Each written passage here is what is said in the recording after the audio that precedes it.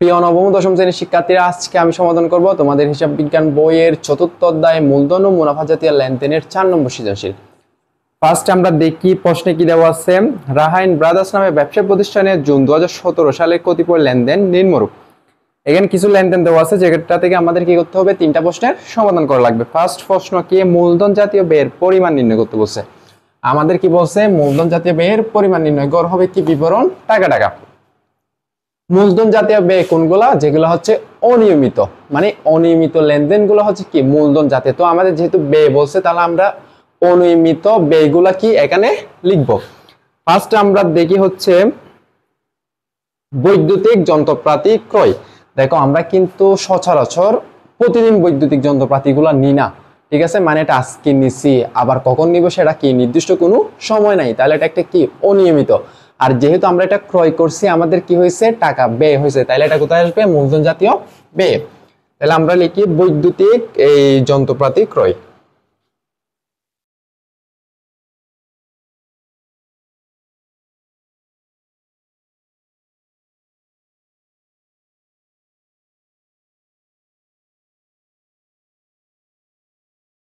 টাকা হচ্ছে 4 লক্ষ, তাহলে আমরা 4 লক্ষ হচ্ছে ফার্স্ট কলামে লিখি।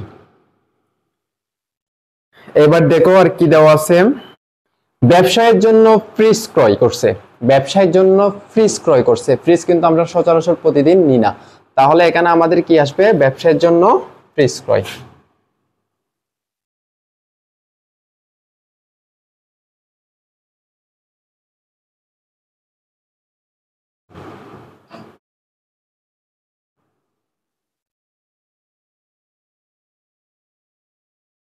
টাকা হচ্ছে 75,000। এখানে ভাই আর কোনো এন্ট্রি আসবে না, তাইলে আমরা কি করব, 2টা যোগ করে সেকেন্ড কলামে বসাই দেব। তাহলে আমাদের আসে কত, 4,75,000। আশা করি তোমরা ক নাম্বার প্রশ্নটা খুব ভালো বসছো। এবার হচ্ছে আমরা ক নাম্বার সমাধানে যাই। এবার ক নাম্বারে খেয়াল করো, মুনাফা জাতীয় আয় ও ব্যয়ের পরিমাণ নির্ণয় করতে বলছে। আমরা এখানে কি লিখছি, মুনাফা জাতীয় আয় ও ব্যয়ের পরিমাণ নির্ণয় গড় হচ্ছে কি বিবরণ টাকা। যেহেতু আগে মুনাফা জাতীয় আয় বলছে, তাহলে আমরা হেডলাইন করছি কি মুনাফা জাতীয় আয়। আচ্ছা, মুনাফা জাতীয় মানে কি, যেসব লেনদেন নিয়মিত হয় সেগুলো হচ্ছে কি মুনাফা জাতীয়। তাহলে আমাদের যেহেতু আয়ের কথা বলছে, ব্যয়ের কথা বলছে, তাহলে আমরা কি ফার্স্টে আলাদা ভাবে লিখবো। তাইলে ফার্স্ট আমরা লিখবো কি মুনাফা জাতীয় আয়। দেখো ফার্স্ট এন্ট্রি হচ্ছে কি বাট্টা প্রাপ্তি। আমরা বাট্টা পাইছি যে, তাহলে এটা আমাদের কি হয়েছে আয়। আর যত ধরনের প্রাপ্তি আছে সবগুলো হচ্ছে কি মুনাফা জাতীয় আয়। তাইলে আমরা কি লিখবো, বাট্টা প্রাপ্তি।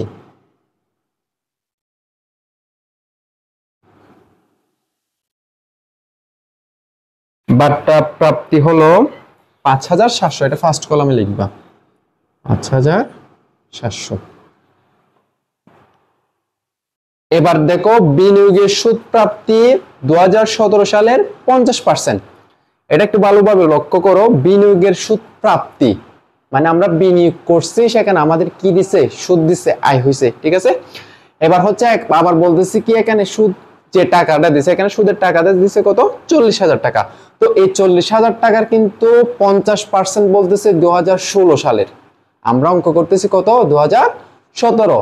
দেখো আমরা মুনাফা জাতীয় আয়ের শুধু যে বছরে অঙ্ক করতেছি সে বছরের টাকাটাই লিখতে পারবো, এর বাইরে কোনো টাকা আমরা লিখতে পারবো না। আর মুনাফা জাতীয় প্রাপ্তি হলে আমরা কি পূর্ণ টাকাটা লিখতে পারবো। তাহলে ফার্স্টে আমরা এখানে লিখি বিনিয়োগের সুদ প্রাপ্তি।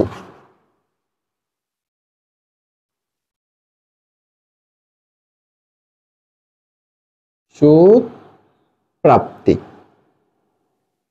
দেখো বিনিয়োগের সুদ প্রাপ্তি বলছে 50% 2017 সালে। তাহলে আমরা 50% এখানে দিই, 50% দিয়ে এখানে একটা রাফ করব। দেখো 40,000 টাকার হচ্ছে কত, 50% বাদ দিয়ে দিব আমরা। 40,000 থেকে যদি 40,000-এর 50% আমরা বের করি, দেখো যারা বাট্টা বের করতে জানো না, আমি দেখাই দিই তোমাদের। ফার্স্ট হচ্ছে আমাদের টাকা হচ্ছে কত, 40,000। এই 40,000 ফার্স্টে দিবা, তারপর গুণ দিয়ে আমাদের বের করতে বলছে কত, 50%। 50 দিয়ে শিফট দিবা, এই যে উপরে শিফট আছে একেবারে কর্নার, এই শিফট দিয়ে ইকুয়াল দিবা। তাহলে তোমাদের কি চলে আসবে, বাট্টাটা চলে আসবে। তাহলে 40,000-এর 50% কিন্তু 20,000। তাহলে এই 40,000 থেকে যদি 20,000 চলে যায়, তাহলে আর কত থাকে, 20,000। এবার এবার খেয়াল করো, পণ্য বিক্রয় করলে কি হয়, আমাদের আয় হয়। আর এটা হচ্ছে একটা কি নিয়মিত লেনদেন, মানে আমরা পণ্য বিক্রয় কিন্তু মানে এগুলো প্রতিদিন নিয়মিত হয়ে থাকে, তাহলে আমরা এখানে লিখবো কি পণ্য বিক্রয়। পণ্য বিক্রয় দেওয়া আছে 7,30,000, তাহলে আমরা এখানে লিখি 7,30,000। এবার এবার আর আয় আছে হচ্ছে শিক্ষানবিশ সেলামি। শিক্ষানবিশ সেলামি মানে যেটা শিক্ষার মাধ্যমে আয় করা হয়, শিক্ষা প্রদানের মাধ্যমে যে টাকাটা পাওয়া যায় সেটা হচ্ছে কি শিক্ষানবিশ সালামি। আচ্ছা, এখানে যার 75% টাকা বলতেছে গত বছরের, আমরা কিন্তু অঙ্ক করতেছি এক বছরের অঙ্ক, তো গত বছরের যে টাকাটা থাকবে সেটা আমরা এখানে নিতে পারবো না, মানে মুনাফা জাতীয় আয় এটা আসবে না, এটা আসবে কোথায়, মুনাফা জাতীয় প্রাপ্তিতে, মানে পূর্ণ টাকা আসে হচ্ছে মুনাফা জাতীয় প্রাপ্তি, আর আমরা যে বছরের অঙ্ক করি সে বছরের টাকাটাই আসবে শুধু কি মুনাফা জাতীয় আয়ে। তাহলে আমরা এখানে লিখি শিক্ষানবিশ সালামি।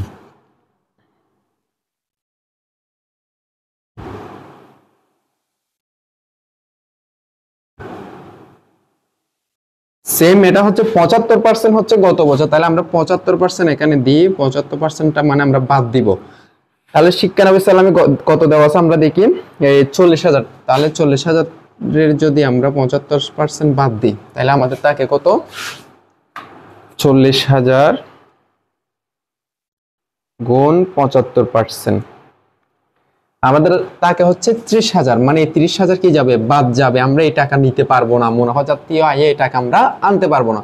তাহলে এই 40,000 থেকে যদি 30,000 চলে যায় তাহলে এখানে কত থাকে, 10,000, এই 10,000 তোমরা এখানে দিবা, গেল।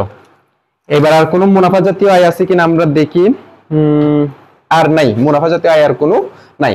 এবার হচ্ছে আমাদের কি বলছে, ব্যয়, তাহলে আমরা এখানে হেডলাইন করব মুনাফা জাতীয় ব্যয়। আচ্ছা সরি, দেখো এই আমরা এবার কি করব, এগুলো সব যোগ করব আগে, তাহলে এগুলো যদি যোগ করি আমাদের আসে হচ্ছে 7,65,700, 7,65,700 হচ্ছে কি মুনাফা জাতীয় আয়। এই জেড টানে দিবা তোমরা, এটা ক্লোজ করে দিবা একেবারে টোটালি। তাহলে এবার আমরা এখানে হেডলাইন করি মুনাফা জাতীয় ব্যয়, হেডলাইন করবা। এবার আমরা দেখব যে কোন এন্ট্রিগুলো এখানে আসবে, মানে যেগুলা নিয়মিত লেনদেন আর কি হবে, ব্যয় হবে, সেগুলো কোথায় আসবে, মুনাফা জাতীয় ব্যয়। ফার্স্টে আমরা হচ্ছে দেখি আমদানি শুল্ক পরিশোধ। আমদানি মানে আমরা হচ্ছে বাইরে থেকে, যদি বাইরের দেশ থেকে বা কোথাও থেকে যদি কোনো জিনিস আনে এটার জন্য আমাদের কি দেওয়া লাগে, একটা শুল্ক দেওয়া লাগে, তো এগুলো হচ্ছে আমাদের একটা প্রতিনিয়ত হয়, মানে এটা হচ্ছে আমাদের একটা কি নিয়মিত লেনদেন, তো এই শুল্ক দেওয়ার কারণে আমাদের কি খরচ হয়, টাকা খরচ হয়, তাহলে এটা কোথায় আসবে, মুনাফা জাতীয় ব্যয়। আমরা লিখবো কি আমদানি শুল্ক পরিশোধ।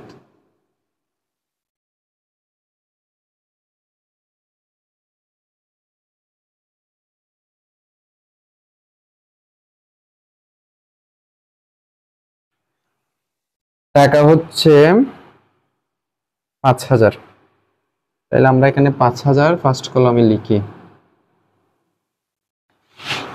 এবার দেখো ব্যয়ের মধ্যে আসবে হচ্ছে বীমা সেলামি।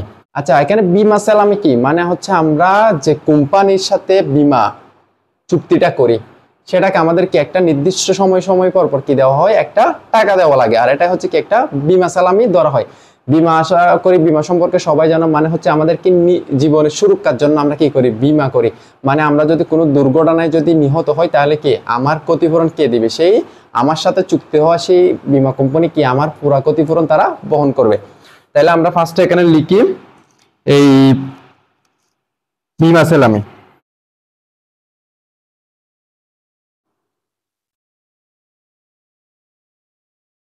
বীমা সেলামি টাকা দেওয়া আছে 7,500, এই 7,500 এখানে লিখবা। এরপর হচ্ছে আর ব্যয়ের মধ্যে আসবে হচ্ছে, আচ্ছা আমরা ফার্স্ট একটা পণ্য ক্রয় লিখি নাই, উপরে দেখো একটা পণ্য ক্রয় দেওয়া আছে সবার এই প্রথমে মানে 2 নম্বরে, তাহলে পণ্য ক্রয় করলে কিন্তু আমাদের কি হয়, টাকা চলে যায়, আর ক্রয় হচ্ছে একটা নিয়মিত লেনদেন, পণ্য ক্রয় হচ্ছে 7 লক্ষ, তাহলে আমরা 7 লক্ষ এই জায়গায় লিখি। তোমরা এই পণ্য ক্রয়টা হচ্ছে ফার্স্টে লিখতে পারবা, সমস্যা নেই। এরপর লাস্ট হচ্ছে আছে আমাদের একটা ঋণের সুদ প্রদান। দেখো ঋণের সুদ আমরা প্রদান করছি যে প্রায় নাই। দেখো তুমি যদি পাও তাইলে কিন্তু প্রাপ্তি লেখা থাকবে, আর তোমার থেকে চলে গেলে তাইলে প্রদান লেখা থাকবে। তাইলে আমরা এখানে কি লিখবো? ঋণের সুদ প্রদান লিখি, ঋণের সুদ প্রদান। টাকা হলো 5,000, ফার্স্ট কলামে লিখবো, আর কোনো এন্ট্রি এখানে আসবে না। তাইলে আমরা এগুলো সবগুলো যোগ করে সেকেন্ড কলামে বসাবো। তাইলে 5,000, 7,17,500, 7,17,500 জেডটা নিয়ে দেবা, শেষ। আশা করি তোমরা খ নাম্বার প্রশ্নটা খুব ভালো অবস্থা। এবার হচ্ছে আমরা গ নাম্বার সমাধানে যাই। এবার গ নাম্বারটা খেয়াল করো। গ নাম্বারে বলছি কি, মূলধন জাতীয় প্রাপ্তি এবং মুনাফা জাতীয় প্রাপ্তির মোট পরিমাণ নির্ণয় করতে বলছে। আমাদের মূলধন জাতীয় প্রাপ্তিও বলছে, আবার হচ্ছে কি মুনাফা জাতীয় প্রাপ্তির কথা বলছে। মূলধন মানে হচ্ছে কি অনিয়মিত, আর মুনাফা মানে হচ্ছে নিয়মিত। তো ফার্স্টে আমাদের দেখো এই হেডলাইন করছে কি, মূলধন জাতীয় প্রাপ্তি ও মুনাফা জাতীয় প্রাপ্তির পরিমাণ নির্ণয়, বিবরণ টাকা টাকা করবা। যেহেতু মূলধন জাতীয় আগে বলছে, তাহলে আমরা কি করব? মূলধন জাতীয় প্রাপ্তি লিখে হেডলাইন করব, মূলধন জাতীয়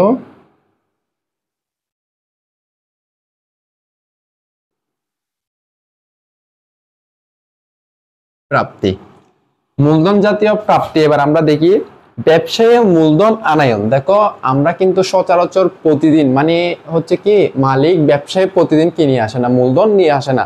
আজকে মূলধন নিয়ে আসলে সেটা আবার কখন নিয়ে আসবে কি তার কোনো নির্দিষ্ট সময় নেই। আর যেহেতু ব্যবসায়ী মূলধন আসতেছে মানে টাকা আসতেছে, তাহলে এটা একটা কি মূলধন জাতীয় প্রাপ্তি। তাহলে আমরা এখানে কি লিখবো? ব্যবসায়ী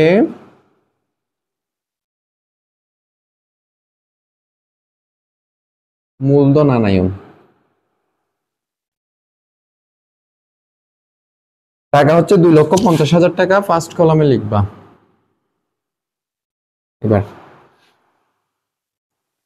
এরপর আছে হচ্ছে ব্যাংক হতে ঋণ গ্রহণ। দেখো ব্যাংক হতে যখন আমরা ঋণ গ্রহণ করি মানে ব্যাংক কিন্তু আমাদের টাকা দেয়, মানে টাকাটা আমাদের কাছে আসে, মানে এটা আমাদের একটা কি প্রাপ্তি। তাইলে আর দেখো এটা একটা কিন্তু অনিয়মিত লেনদেন। কিভাবে বুঝবা? দেখো ব্যাংক থেকে কিন্তু আমরা সচরাচর প্রতিদিন ঋণ নিই না, মানে আজকে ঋণ নিছে, এটা আবার কখন নিবে নির্দিষ্ট কি থাকে না, তারিখ বা নির্দিষ্ট সময় কি থাকে না, উল্লেখ থাকে না। তাইলে এটা কোথায় আসবে? মূলধন জাতীয় প্রাপ্তি। ব্যাংক হতে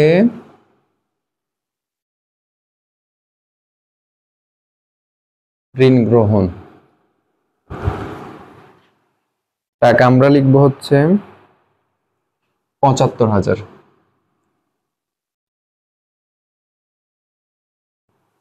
এবার এবার খেয়াল করো, পুরাতন কম্পিউটার বিক্রয়।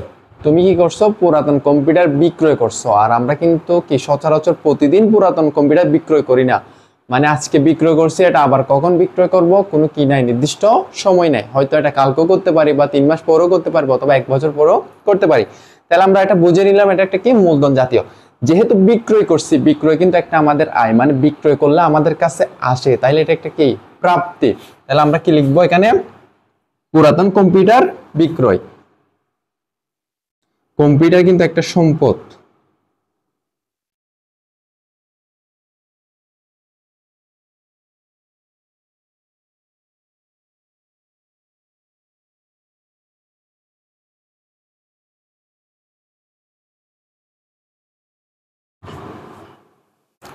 এরপর দেখি দেখো আর কোনো এন্ট্রি আসে কিনা।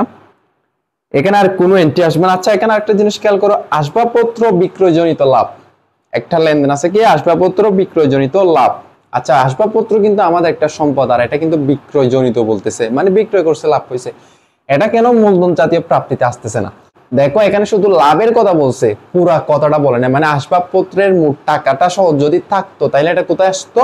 মূলধন জাতীয় প্রাপ্তিতে। এখানে শুধু লাভের পরিমাণ বলছে, মানে আসবাবপত্রটা বিক্রয় করে যে লাভটা বলছে সেটার কথা বলছে, সেজন্য এটা কোথায় আসবে না? প্রাপ্তিতে আসবে না। এটা যদি মূলধন জাতীয় আয় বলতো তাইলে এটা আসতো।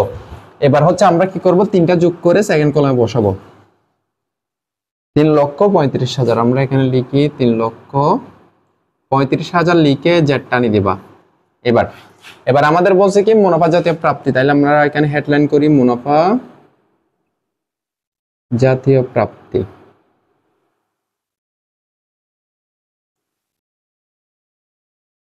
মুনাফা জাতীয় আয় যেগুলা, মুনাফা জাতীয় প্রাপ্তি কি সেগুলা। আচ্ছা আমরা কিন্তু ক নাম্বারে কি করছি, মুনাফা জাতীয় আয়গুলা বের করছিলাম। শুধু এখানে দেখো দুইটা এন্ট্রি ছিল, একটা হচ্ছে বিনিয়োগের সুদ প্রাপ্তি 2017 সালে 50% আমরা নিছিলাম সেটাতে। কিন্তু এখানে তোমার যে টাকাটা দেওয়া আছে বইয়ে পুরো টাকাটাই লিখবা, মানে প্রাপ্তিতে পুরো টাকা আসবে। আর ঠিক আছে, আয় আসবে যে হচ্ছে শুধু আমরা যে বছরের অঙ্ক করব সেই বছরের টাকাটা। তাহলে আমরা এখানে লিখি সব, ফার্স্টে ছিল যে কি বাট্টা প্রাপ্তি, তাহলে এখানে লিখি বাট্টা প্রাপ্তি। বাট্টা প্রাপ্তি হচ্ছে 5700। এরপর আছে বিনিয়োগের সুদ প্রাপ্তি, এখানে লিখি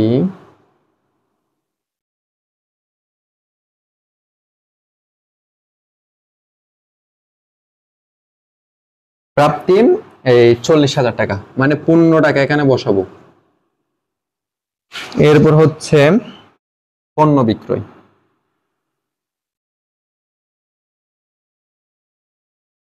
পণ্য বিক্রয় হচ্ছে এই 7,30,000, এটাও বসাবো এখানে। এরপর একটা কি দেওয়া আছে, শিক্ষানবিশ সালামি,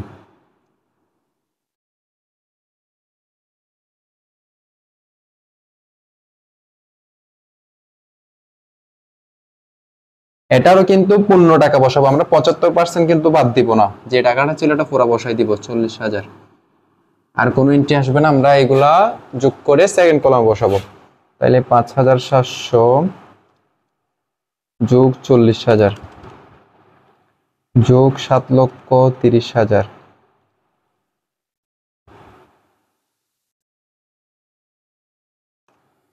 আট লক্ষ 15,700, এখানে লিখি 8,15,700 লিখে জেডটা নিয়ে দিবা। আচ্ছা তোমরা একটা জিনিস খেয়াল করো, আমাদের এখানে বলছি কি মূলধন জাতীয় প্রাপ্তি ও মুনাফা জাতীয় প্রাপ্তির পরিমাণ, মানে মোট পরিমাণ। এখানে তোমাদের প্রশ্নে আছে দেখি মোট পরিমাণের কথা বলছে, তাহলে এখানে একটা মোট লিখবা তোমরা। দেখো শুধু যদি মুনাফা জাতীয় প্রাপ্তি আর মুনাফা জাতীয় মূলধন জাতীয় প্রাপ্তি আর যদি মুনাফা জাতীয় প্রাপ্তির কথা বলে, তাহলে তোমরা এইভাবে আলাদা আলাদা বের করতে পারবা। যদি তোমাদের প্রশ্নে বলা হয় মোট পরিমাণ নির্ণয় করতে, তাহলে তোমরা কি করবা, এই এখানে জেডটা টানবা না, আমি এটা মুছে দিচ্ছি, দেখো এখানে জেডটা দিবা না। তো কি করবা, আলাদা আলাদা ভাবে বের করবা। এই যে আমরা হচ্ছে ফার্স্টে মূলধন জাতীয় প্রাপ্তি বের করছি, এই যে তিনটা ছিল, তিনটা যোগ করে এই টাকাটা পাইছি। এরপর আসা হচ্ছে মুনাফা জাতীয় প্রাপ্তি, 4টা এন্ট্রি ছিল, এগুলো যোগ করে 8,15,700 পাইছি। এবার যেহেতু মোট বলছে, মানে দুইটা মিলে কত সেটা বের করতে বলছে, তাহলে আমরা কি করব, এই দুইটা যোগ করে মোট অ্যামাউন্টটা বসাবো। তাহলে আমরা এখানে এই দুইটা যোগ করি, দেখো আমাদের আসে হচ্ছে 11,50,700, তাহলে আমরা এখানে লিখি 11,50,700 জেড টানি দিবা। আশা করি তোমরা 4 নাম্বার সৃজনশীলটা খুব ভালোভাবে বুঝছো। আমি পর্যায়ক্রমে তোমাদের যে আর সৃজনশীলগুলো আছে এগুলোর সমাধান করে দিব। তো আজকের মতো এখানে শেষ করতেছি, তোমাদের সুস্বাস্থ্য কামনা করি, আল্লাহ হাফেজ।